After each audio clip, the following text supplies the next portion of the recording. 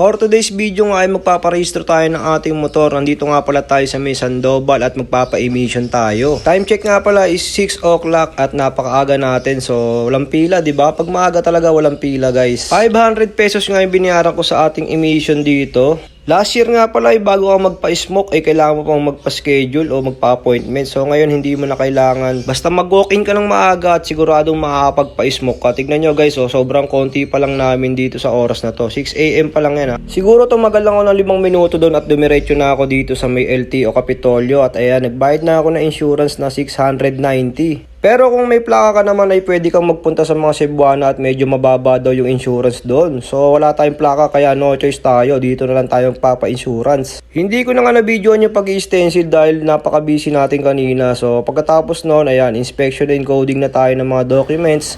Tapos ganun lang kabilis at nandito na tayo sa cashier releasing. Ayan o, diba? Grabe, napakabilis ng proseso ngayon, guys. Ang mga nagtatanong naman pag hindi nakapangalan sa inyo yung motor nyo ay pwedeng pwede. At kutulad lang sa akin, ayan, nakapangalan yan sa akin bayaw. So wala namang problema o kaso doon sa pagre-renew o pagre-rehistro ng mga motor natin. Basta magdala lang kayo ng Xerox ng ORCR nyo para wala na kayong aberya pagpunta nyo sa mga LTO na gusto nyo mag-renew. So ayun lang no, ko doon sa LTO, grabe, napaka-solid ng pagre-renew ngayon. Napaka-smooth, wala pa taong 30 minutes tapos na ako, guys. Sana kada lahat ng LTO branch ay ganito kalupit.